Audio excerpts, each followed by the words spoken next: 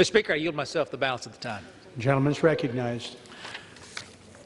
Mr. Speaker, I have great respect for my friend from New York on the Rules Committee, and I really do enjoy serving with him on the Budget Committee. It's neat to be on the Budget Committee as a freshman because you're working with those biggest issues that we have in this country. We all care about health care and how it gets implemented, but we can't implement it if we can't pay for it, and so the Budget Committee grapples with those issues. We all want our seniors to be protected. They've been paying into Medicare and Social Security their entire lives, but we know those programs are headed towards bankruptcy. We can't solve those problems except in the overarching look of a federal budget process. It's what the law requires.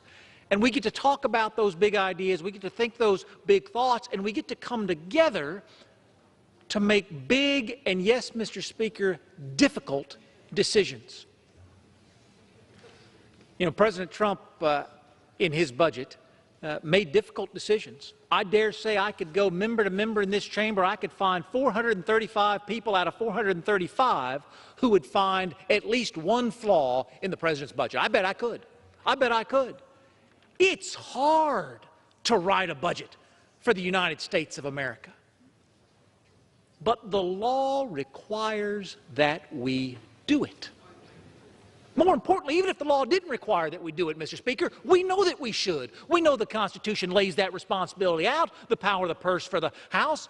We've constituted an entire committee called the Budget Committee. I don't want to wow you, Mr. Speaker, with my eloquence, but do you know what the responsibility of the Budget Committee is? It only has one. Write the budget. Write the budget. For years, there was a time where the Senate was not taking up budgets in its Budget Committee. I wondered why they didn't disband the Budget Committee, because the only job the Budget Committee has is to write the budget. We know we need to do that together. We know we do.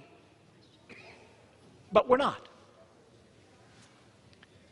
Second bill this rule makes in order is the government take over the Internet bill. Again, if you think the Internet is broken and the benevolent hand of government can fix it, this is the bill for you.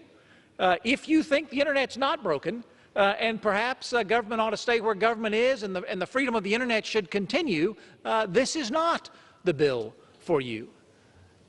We need to defeat both of these bills, and we need to defeat the rule. But I do want to point out for the Rules Committee, we were working just beyond those doors last night, Mr. Speaker. I think the Rules Committee did the best it could with the material that it had to work with. I see the staff director from the Rules Committee sitting over there. He's got a tough job. I think the chairman did the best he could. You cannot solve the problem of a flawed partisan committee process with the inclusion of amendments in the Rules Committee. You just can't do it. But they tried as hard as they possibly could, making in order as many amendments as they could to try to satisfy as many concerns as they could. The problem is not the Rules Committee, Mr. Speaker. That's not why we need to defeat the rules today. The problem is the leadership decision that's been made to bring up these two flawed products that were created in a partisan way when we could have brought to the floor two positive products created in a collaborative way. We've got to make a decision in this chamber. Either we're in the business of making a point or we're in the business of making a difference. So far, the first 4 months of this year, we've been great at making a point, but we've been struggling to make a difference. Like it or not, we've got a Senate that has to pass this legislation and a president that has to sign it if we are to make it the law of the land. The two products today fail that test. Let's not waste another moment on them, Mr. Speaker, not another moment. Let's reject this rule. Let's not bring these two pieces of legislation to the floor. Let's go back to the drawing board collaboratively, as we know we can. Lock any bipartisan group of members into a room together, Mr. Speaker. They will craft a better solution. We have the right leaders in this chamber for this time. We just need to free them up to lead. Defeat this rule. Defeat the previous question. Now you go back to balance my time. Gentleman,